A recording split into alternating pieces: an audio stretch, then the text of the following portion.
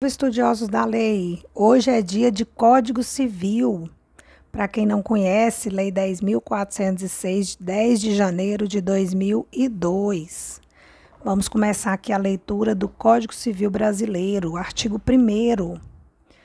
Vamos iniciar na parte geral, livro 1 das pessoas, título 1 das pessoas naturais, capítulo 1 da personalidade e da capacidade. Agora sim, artigo 1º.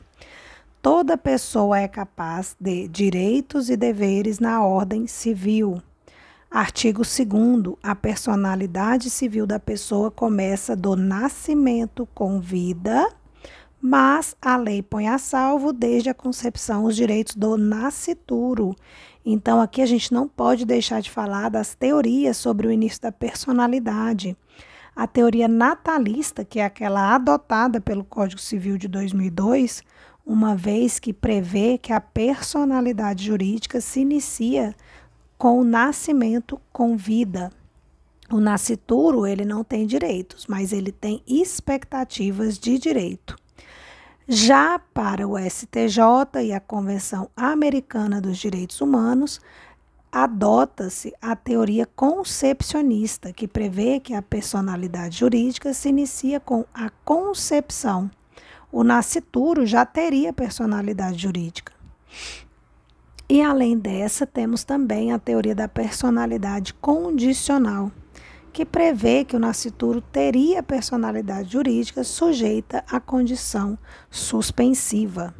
Artigo 3º. São absolutamente incapazes de exercer pessoalmente os atos da vida civil os menores de 16 anos. Então, essa aqui é a única hipótese de incapacidade absoluta. Artigo 4º. São incapazes relativamente a certos atos ou à maneira de os exercer os maiores de 16 e menores de 18 anos, os ébrios habituais e os viciados em tóxicos, aqueles que, por causa transitória ou permanente, não puderem exprimir sua vontade. E, inciso 4, são incapazes relativamente a certos atos ou à maneira de os exercer os pródigos. Parágrafo único. A capacidade dos indígenas será regulada por legislação especial. Artigo 5º. A menoridade cessa aos 18 anos completos, quando a pessoa fica habilitada à prática de todos os atos da vida civil. Parágrafo único. Cessará para os menores a incapacidade. E atenção aqui que esse parágrafo único é bastante cobrado nos concursos. Eles fazem uma confusão com isso aqui e a gente acaba errando na hora da prova. Então, fique atento para a memorização do parágrafo único. Vou repetir: cessará para os menores a incapacidade, a denominada emancipação. Inciso 1, pela concessão dos pais ou de um deles na falta de outro, mediante instrumento público, independentemente de homologação judicial. Atenção para essa palavrinha, independentemente de homologação judicial ou por sentença do juiz, ouvido o tutor, se o menor tiver 16 anos completos.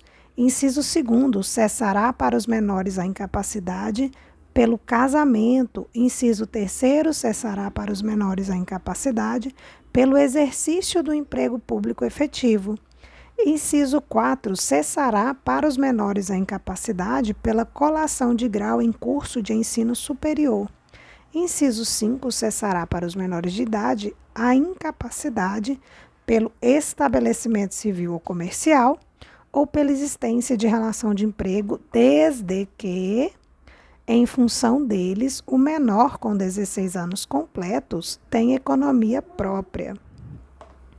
Artigo 6º. A existência da pessoa natural termina com a morte. Presume-se esta quanto aos ausentes nos casos em que a lei autoriza a abertura de sucessão definitiva. Artigo 7º. Pode ser declarada a morte presumida, sem decretação de ausência. 1. Se for extremamente provável a morte de quem estava em perigo de vida.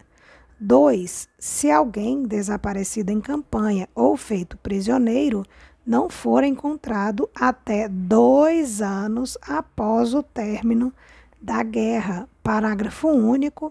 A declaração da morte presumida nesses casos somente poderá ser requerida depois de esgotadas as buscas e averiguações, devendo a sentença fixar a data provável do falecimento. Artigo 8º. Se 2 ou mais indivíduos falecerem na mesma ocasião, não se podendo averiguar se algum dos comorientes precedeu aos outros, presumir-se-ão simultaneamente mortos. E é a primeira vez que a gente tem contato com esse artigo, a gente fica se perguntando qual o fundamento disso, né? E aqui é o que a doutrina denomina de comoriência, e o principal fundamento dessa determinação legal para a simultaneidade das mortes em caso de impossibilidade de averiguação de precedente, vai ser para viabilizar a sucessão, tá? Artigo 9º, são registrados em registro público: 1. Os nascimentos, casamentos e óbitos. 2. São registrados em registro público a emancipação por outorga dos pais ou por sentença do juiz. 3. São registrados em registro público a interdição por incapacidade absoluta ou relativa. E 4. São registrados em registros públicos a sentença declaratória de ausência e de morte presumida. Artigo 10. Far-se-á a verbação em registro público das sentenças que decretarem nulidade ou anulação de casamento, o divórcio, a separação judicial e o restabelecimento da sociedade conjugal. Inciso 2. Far-se-á a verbação em registro público. 2. Dos atos judiciais ou extrajudiciais que declararem ou reconhecerem a filiação. Então, nas provas, eles costumam trocar os incisos do artigo 10, referindo-se a suposto registro, e do artigo 9º, referindo-se à verbação. Então, eles trocam esses incisos aqui pelos do artigo 10. Capítulo 2, dos direitos da personalidade, artigo 11. Com exceção dos casos previstos em lei, os direitos da personalidade são intransmissíveis e irrenunciáveis, não podendo seu exercício sofrer limitação voluntária. Artigo 12. Pode-se exigir que cesse a ameaça ou a lesão a direito da personalidade e reclamar perdas e danos sem prejuízo de outras sanções previstas em lei. Parágrafo único. Em se tratando de morto, terá legitimação para requerer a medida prevista neste artigo o cônjuge sobrevivente ou qualquer parente em linha reta ou colateral até o 4º grau. Artigo 13. Salvo por exigência médica, é defeso proibido, tá? O ato de disposição do próprio corpo, quando importar diminuição permanente da integridade física ou contrariar os bons costumes. Parágrafo único. O ato previsto neste artigo será admitido para fins de transplante, na forma estabelecida em lei especial. Artigo 14. É válida, com objetivo científico ou altruístico, a disposição gratuita do próprio corpo, no todo ou em parte, para depois da morte. Parágrafo único. O ato de disposição pode ser livremente revogado a qualquer tempo. Artigo 15. Ninguém pode ser constrangido a submeter-se, com risco de vida, a tratamento médico ou a intervenção cirúrgica. Artigo 16. Toda pessoa tem direito ao nome, nele compreendidos o prenome e o sobrenome. Artigo 17. O nome da pessoa não pode ser empregado por outrem publicações ou representações que a exponham ao desprezo público, ainda quando não haja intenção difamatória. Artigo 18. Sem autorização, não se pode usar o nome alheio em propaganda comercial. Artigo 19. O pseudônimo adotado para atividades lícitas goza de proteção que se dá ao nome.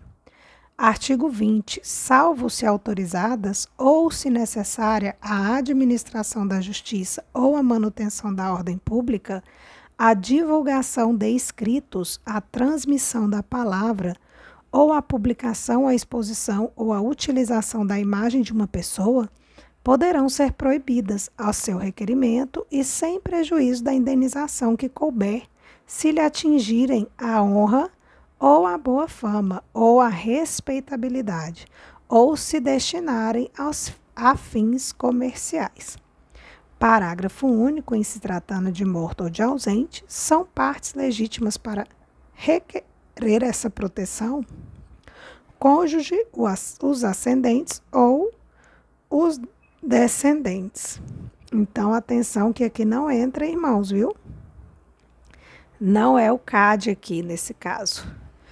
Então, se tratando de morto ou de ausente, são partes legítimas para requerer a proteção da imagem, cônjuge, ascendente e descendente. Irmão não entra. Artigo 21. A vida privada da pessoa natural é inviolável e o juiz, a requerimento do interessado, adotará as providências necessárias para impedir ou fazer cessar ato contrário a esta norma. Primeiro capítulo, super de leve, passa a régua aí já, porque no próximo vídeo a gente volta com o capítulo 3, primeiro e segundo capítulo nesse vídeo curtinho. Já foram finalizados, passa a régua lá no edital. Já já a gente volta com capítulo 3 da ausência.